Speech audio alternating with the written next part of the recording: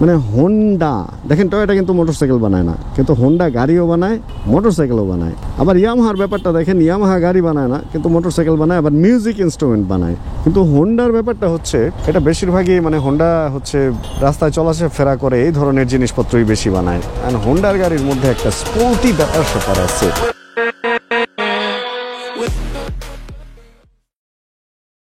সময় হচ্ছে 4:59 যখন ভিডিওটা আমি শুরু করতেছি। ফার্স্ট অফ অল যেটা আমাকে করতে হবে সেটা হলো বাইকের সিট পরিষ্কার করতে হবে। আই রে, আজকে তো আমার এই জিনিসটা আবার একটু ভেজা ভেজা, কারণ বাইক ধুইছিলাম। যাক, ভালো হয়েছে, ধুলাগুলো একদম পুরাপুরি উঠে গেছে। শুকনা থাকলে ঝাড়া দিয়ে পরিষ্কার করে ফেলা যায়। অ্যান্ড শুকনা টাওয়াল দিয়ে বাইক ঝাড়ার নিয়ম হচ্ছে এভাবে, বুঝছেন, এভাবে সাইড করে, যাতে ধুলাটা পড়ে যায় অ্যান্ড বাতাসে কিছুটা উড়েও যায়। আর যদি ভেজা থাকে সিট মুছতে পারেন, ভেজা টাওয়াল দিয়ে ট্যাঙ্ক এগুলা না মুছাই ভালো, তাহলে দাগ পড়ে যায়, চিকন চিকন কিছু স্ক্র্যাচ পরে, অ্যান্ড ওগুলা পরে দেখতে খারাপ লাগে রোদের মধ্যে। আর দেখেন, এটারে আমি এইখানে কি সুন্দর করে ঢুকায় রাখি, ব্যাস, আর কোনো ঝামেলা নাই। সাউন্ডটা একটু চেক করি। হ্যালো হ্যালো, ওকে, সাউন্ড মোটামুটি ঠিকঠাক আছে। অ্যান্ড রাস্তার মধ্যে ইটের উপরে একটু আলকাতরা দিয়ে দিচ্ছে। আলকাতরা আর পিচ এই দুইটা জিনিস কি এক? আমার তো মনে হয় একই, আলকাতরা পিচ। হ্যাঁ, একই হবে। আচ্ছা, আপনাদের যদি ভিন্ন ধারণা থাকে তাহলে আমার সাথে শেয়ার করতে পারেন। চলেন, আজকে আমরা অনেক দূরে যাব। অনেক দূরে মানে আসলেই অনেক দূরে যাব। দাঁড়ান, বাইকটা চালাই, তারপরে বলতেছি আপনাদেরকে। স্টার্ট দিয়ে আগাইতে থাকি, কারণ এই টাইমে আবার রোডে জ্যাম থাকে। অ্যান্ড ইফতারের আগে হচ্ছে আমার পৌঁছাইতে হবে। ওই যে বললাম অনেক দূর, সে অনেক দূর। বিসমিল্লাহির রহমানির রহিম। যান ভাই, আপনি আগে যান। আপনার রোড, আপনি রোডে আগে ছিলেন, আপনি আগে যাবেন। আমি সাইড থেকে উঠছি, অবশ্যই আমি পরে যাব। Hey everyone, this is Syed Mohammad Iqbal. Welcome to my YouTube channel and Facebook page MSI Vlogs। এত কিছু কি বলার দরকার আছে এতদিন পর? এতদিনে তো মনে হয় আমার গলা শুনে চেনে যাওয়ার কথা যে আমি কে। আরে দুষ্টামি করলাম, এরকম কিছুই না। যাই হোক, আজকে আমাদের একটা ছোট্ট প্ল্যান করা হয়েছে ইফতারের। এটা হচ্ছে আমরা যারা একসাথে ফটোগ্রাফি সিনেমাটোগ্রাফি নিয়ে কাজ করি বা করতাম বা করবো সামনে ইনশাআল্লাহ, ওই টিমটা। অ্যান্ড শামীম আমাকে 2 দিন আগে ফোন দিছিল, বললো যে ভাই এরকম একটা আয়োজন করতেছি, আপনাকে কিন্তু থাকতেই হবে। মানে ও একটু ভয়ে ভয়ে বলতেছে, ভাই আপনি কি থাকতে পারবেন? আমি বলছি তোমরা আয়োজন করছো, আমি কেন থাকবো না। যাই হোক, আজকে ফোন দিছি একটু আগে, আবার বলতেছে ভাইয়া আসতেছেন তো? আমি টুকটাক তো কাজ টাজ থাকেই ভাই, আসলে সত্যি কথা। কিন্তু যাদেরকে দিয়ে শুরু, যাদের সাথে ব্যস্ততার আগে একসাথে ছিলাম, তাদের সাথে সময় দেয়া লাগে জানেন। মানুষকে ভুলে গেলে চলবে না। যেমন আপনি যেই সিঁড়িটা পার হয়ে চলে আসছেন, যেই ধাপটা পার হয়ে চলে আসছেন, যাদের সাথে এখন আর কাজ করা হচ্ছে না, তারা যদি কখনো ডাকে, কখনো ওটা ইগনোর করার ট্রাই করবেন না যে না, আমি এখন নতুন জিনিস নিয়ে ব্যস্ত, আমি আগের জায়গায় কেন যাব। কারণ ভাই, কখন আল্লাহ আপনাকে কোন জায়গায় রাখে এটা কোনোভাবেই না আপনি আগে থেকে বলতে পারবেন না, মানে কোনোভাবেই আগে থেকে বলতে পারবেন না। এই জন্য নিজের বর্তমান অবস্থা নিয়ে অবশ্যই আমাদের খুশি থাকতে হবে। অ্যান্ড অবশ্যই যে জায়গাটা আমরা ছেড়ে আসছি বা যাদের সাথে এখন আমরা নাই, তাদের সাথেও যোগাযোগ রেখে তাদের সাথেও ভালো একটা সম্পর্ক রাখতে হবে। এত কিছু বলতেছি, শামীমরা তো আসলে ওদের সাথে যোগাযোগ নাই বা এরকম কিছুই না। আমি 2-3 দিন আগেও শামীমকে বলতেছিলাম যে চলো ভাই কক্সবাজার যাই। অ্যান্ড কক্সবাজার যাওয়ার প্ল্যানটা আসলে আমার একটু অন্যরকম। আমার একটা প্ল্যান আছে যে আমরা একটা CHR কিনবো, অ্যান্ড CHR কিনে কক্সবাজার যাব, এরকম প্ল্যান আছে। এমন না যে এর আগে কক্সবাজার যাব না, তা না, বাট CHRটা কিনে কক্সবাজার যাব ইনশাআল্লাহ। এটা আর কি আমাদের খুব বড় ধরনের প্ল্যান। CHR কিনে কেন প্ল্যান কক্সবাজার যাওয়ার, এই ব্যাপারটাকে একটু শুনবেন। আচ্ছা শুনেন তাহলে। লাস্ট যে ইলেকশনটা হলো, ওই ইলেকশনের দিন শুভ ভাই ওনার ফ্যামিলি নিয়ে কক্সবাজার যাচ্ছিল। ওনারা 2 ফ্যামিলি আর কি ওনার গাড়িতে। অ্যান্ড একটা CHR ওনাদের সাথেই ছিল, একবার পেছনে যায় একবার সামনে যায়। যখনই সামনে যায় তখনই রাস্তার পাশে, পিচ ঢালাইয়ের পাশে যে ধুলা থাকে, সেই ধুলা উড়া একদম মানে ওনাদেরকে ওভারটেক করে। এরকম একটা ঘটনা ঘটছিল। মানে ওনারা মজা করতেছিল, আরে CHR তো এটা ধুলা উড়ায় চলতেছে। এন্ড কক্সবাজার তারা একই হোটেলে উঠছিল। তো ওইটা আর কি, ধুলা উড়ায় যে কক্সবাজার গেছে, ব্যাপারটা আমাদের খুব মাইন্ডে লাগছে। তো আমরা রিসেন্ট, যদি আল্লাহ রহমত থাকে, আপনাদের দোয়া থাকে, CHR একটা কিনবো খুব তাড়াতাড়ি। এন্ড CHR কিনে আমরা ধুলা উড়ায় কক্সবাজার যাবো ইনশাআল্লাহ। আপনাদের সহযোগিতা অবশ্যই দরকার, কারণ আজকে আপনারা আছেন বলেই আমি আছি ভাই। আপনারা যদি কালকে থেকে আমাকে দেখা বাদ দিয়ে দেন ভাই, CHR তো দূরের কথা, ওই যে HR আমার ঘরে আছে কি যেন ভিটস তো দূরের কথা, এই যে একটা MT-15 চালাইতেছি ভাই, এটা নিয়ে চলাও আমার মুশকিল হয়ে যাবে। আপনাদের সাপোর্ট আছে, এজন্য উন্নতি করতে পারতেছি, উপরের দিকে যাইতেছি, আপনাদের সাথে এগুলা শেয়ার করতে পারতেছি।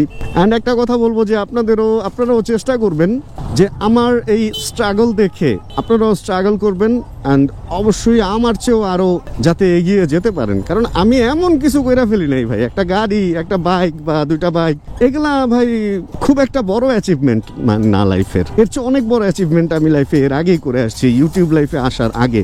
আমার লাইফের সবচেয়ে এই সিএচআর ডুয়েল টোন আমার ফেভারিট, এটা একদম আমার ফেভারিট। সিএচআর এর কি স্টিকার লাগায় খ্যাত বানায় ফেলছে। আচ্ছা যাই হোক, কি যেন বলতেছিলাম, সিএচআর মিএচআর বাদ। আমার লাইফের বড় অ্যাচিভমেন্ট কি জানেন? আমি যখন ফটোগ্রাফি শুরু করি, আমি বলতেছি 2010-11 কথা, তখন উত্তরা কসাইবাড়ি দক্ষিণ খান ওই সাইডে তেমন কোনো ফটোগ্রাফার ছিল না প্রফেশনাল। ওইখান থেকে একাই আমি কাঁধে ব্যাগ ট্যাগ নিয়ে সিএনজিতে করে এইদিকে আসতাম। ধানমন্ডিতে আমার বেশিরভাগ ইভেন্টগুলো থাকতো, কভার করতাম এবং রাতে আমি আবার ফিরতাম।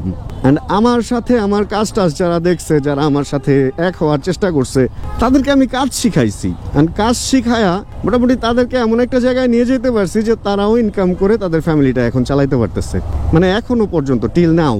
তাহলে চিন্তা করেন, এইটাই হচ্ছে আমার লাইফের সবচেয়ে বড় অ্যাচিভমেন্ট ছিল, যে আমি কিছু লোককে কাজ শিখাইতে পারছি, কাজের জায়গা করে দিতে পারছি এবং তারা কাজ করতে পারতেছে এবং ওই কাজ দিয়ে তাদের ফ্যামিলিতে তারা কন্ট্রিবিউট করতে পারতেছে। এটা হলো আমার লাইফের অ্যাচিভমেন্ট। এখন আমি 10টা গাড়ি কিনি, প্লেন কিনি আর প্রাইভেট হেলিকপ্টার কিনি, ভাই ওইটা আমার পার্সোনাল অ্যাচিভমেন্ট, ওইটা আমার বিলাসিতা। সত্যি কথা, যেটা আমার বিলাসিতার চেয়ে বেশি ভালো লাগে সবাইকে নিয়ে একসাথে এগিয়ে যাওয়া। এই জন্য অলওয়েজ আমি একটা কথা বলি যে আমার ভিডিও যারা দেখতেছেন, আপনারা ভিডিও দেখতেছেন বলেই আমি কিন্তু এমএসআই ভ্লগস, আবার আমার লাইফস্টাইল দেখেও এখান থেকে কিছু শিক্ষা নিয়ে আমার মনে হয় যে আপনাদেরও একটু মনে হয় কোনো কিছু করা উচিত।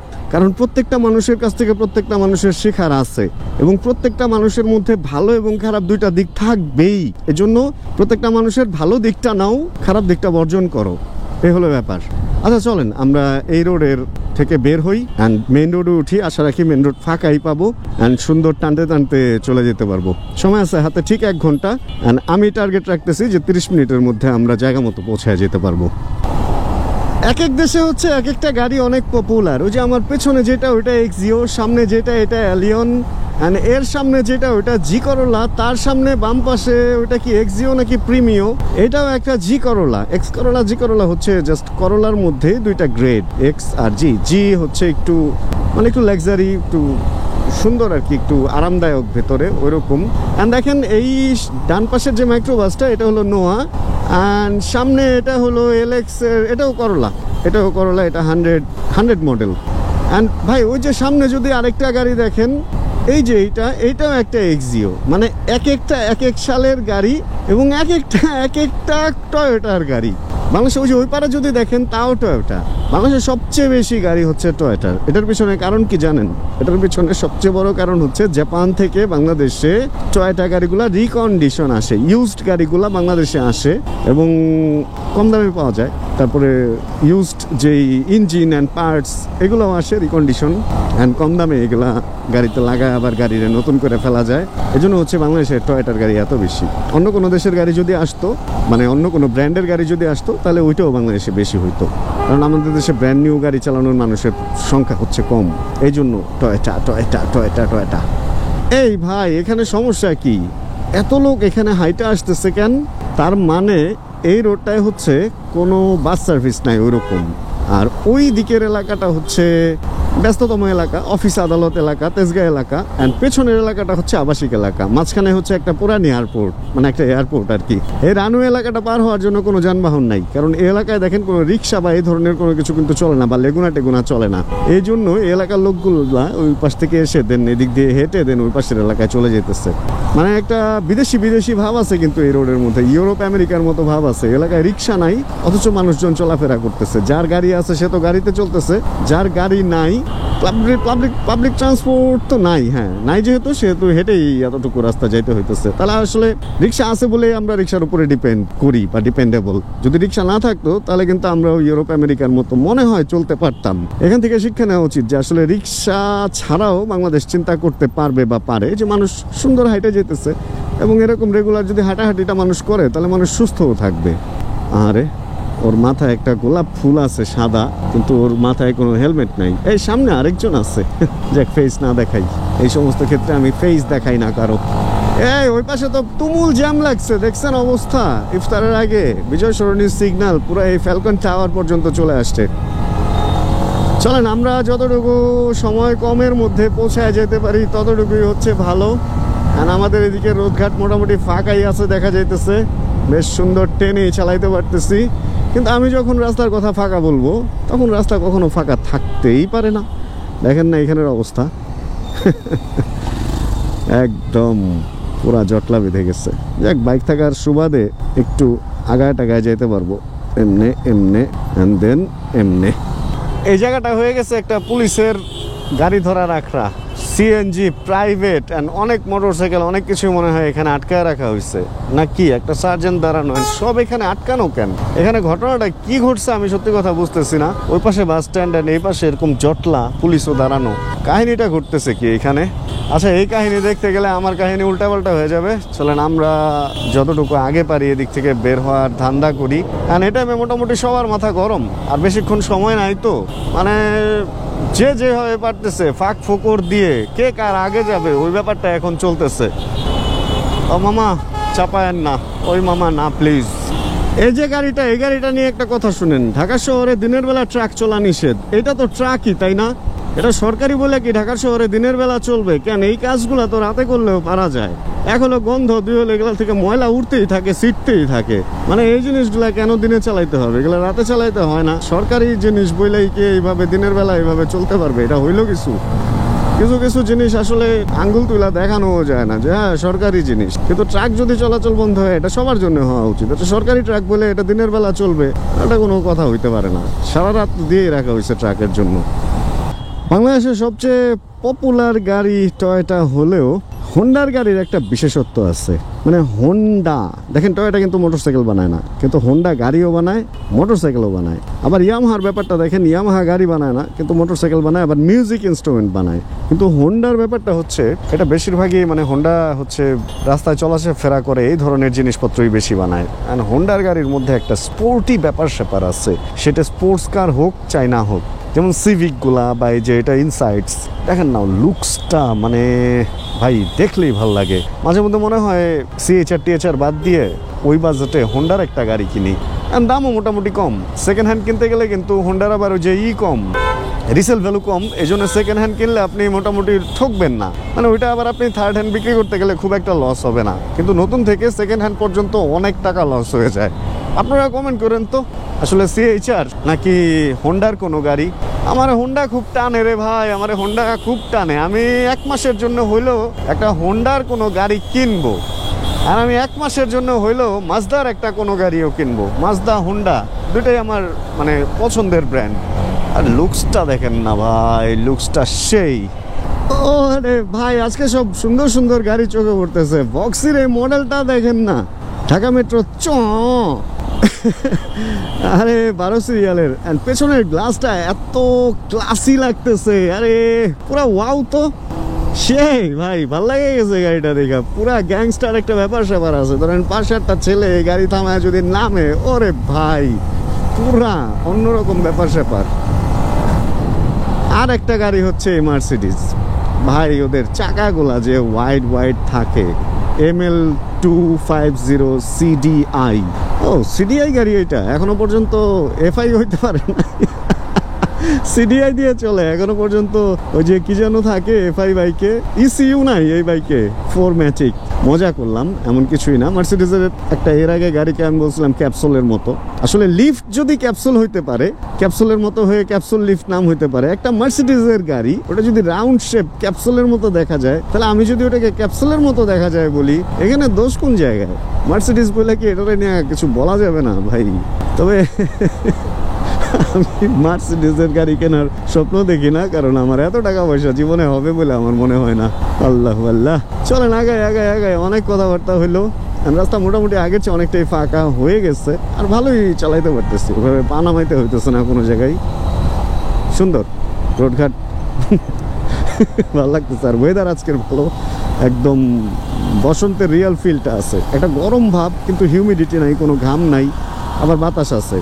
মানে বাতাসটা গরম কিন্তু আরামের, আবার ঠান্ডা, মানে কেমন যেন গরম ঠান্ডা মিক্স একটা ব্যাপার স্যাপার। শহরের এই জায়গাটা সুন্দর না? একটু ডিফারেন্ট, তাই না? অ্যান্ড এখানে ভূতের ভয় না থাকলেও মুতের ভয় আছে, বুঝতেছেন তো। আর এয়ারপোর্টের মতো রাস্তা, এয়ারপোর্ট এই সামনে এয়ারপোর্ট, এটা রাস্তার মাঝখানে এরকম রিক্সা, চিন্তা করা যায়। কিছুদিন আগে একটা অ্যাক্সিডেন্টের ভিডিও দেখছেন কিনা আপনারা, উত্তরায় একটা বাস যাচ্ছে আর একটা ভ্যান ঢুকাইলো, ভ্যান বা অটো যাই হোক, মনে হয় মেশিনের ছিল, মানে মোটরের, আন্ধাম করে অ্যাক্সিডেন্ট হয়ে গেল। এখন এখানে কার দোষ খুঁজবেন ভাই? বাসের দোষ, ভ্যানের দোষ, দোষ যারই হোক, বাসের তো জাস্ট বডির ক্ষতি হয়েছে, ভ্যানওয়ালার ক্ষতিটা কি আসলে এটা পূরণ করা সম্ভব? আসলে যেখানে যেটার দরকার নাই ওইখানে ওইটা না ঢোকাই ভালো। এরকম মেইন রোডের মধ্যে যদি রিক্সা বা ভ্যান ঢুকে তাহলে তো অ্যাক্সিডেন্ট হবে, এটা মানে এটা জানা কথা। এখন আপনি ছাদের রেলিংয়ের উপরে দিয়ে হাইটা হাইটা যদি আপনি চিন্তা করেন যে আপনার কোনো বিপদ হবে না কখনো, তাহলে তো এটা ভুল ভাই।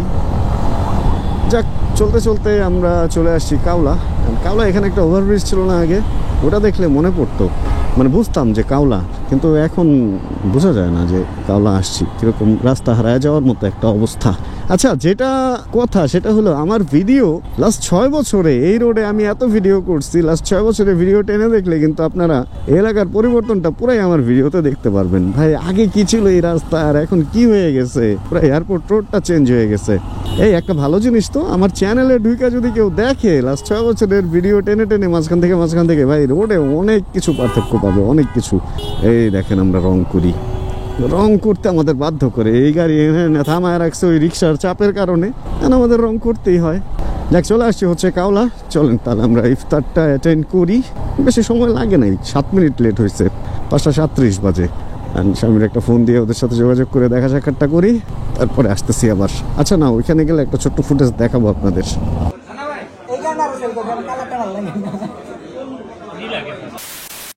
আজকে সব পুরানো ভাই ব্রাদারদের সাথে দেখা হওয়ার পর আড্ডা টাড্ডা দিতে দিতে কোন দিক দিয়ে যে সময় কি হয়ে গেছে, মানে টোটালি আমার একদম খেয়ালই নাই কোন দিক দিয়ে মানে রাত হয়ে গেছে বা কি। ক্যামেরা খুলে রাখছিলাম, পরে বাইক চালায় বাসায় চলে আসছি, দেখলাম যে ভিডিও যে কোন জায়গায় শেষ করছি আর আমার খেয়াল নেই, মানে আড্ডা এত ছিলাম। যাই হোক, লাস্টে বাসায় চলে আসছি, ভিডিও এখানে আজকে শেষ করতে হবে, কারণ আর তেমন কিছু রাস্তায় ঘটেও নেই, অন্ধকার আর ভিডিও নেই। তাহলে আজকের ভিডিও এতটুকুই। যদি এই ভিডিওতে কোনো কিছু ভালো লাগে প্লিজ একটা লাইক দিয়ে দেন প্লিজ। যদি চ্যানেলে নতুন হন প্লিজ সাবস্ক্রাইব করে আমাদের ফ্যামিলি মেম্বার হয়ে যান। আবার ইনশাআল্লাহ কালকে নতুন ভিডিও নিয়ে আসতেছি, মজার কিছু নিয়ে আসতেছি। আর যতক্ষণ পরবর্তী ভিডিও নিয়ে আমি না আসতেছি ততক্ষণ ইনশাআল্লাহ আমরা থাকবো ভালো, আমরা থাকবো সুস্থ এবং করতে থাকবো চিল। ইনশাআল্লাহ chill bro. Check the mic and make sure it sound right, boys.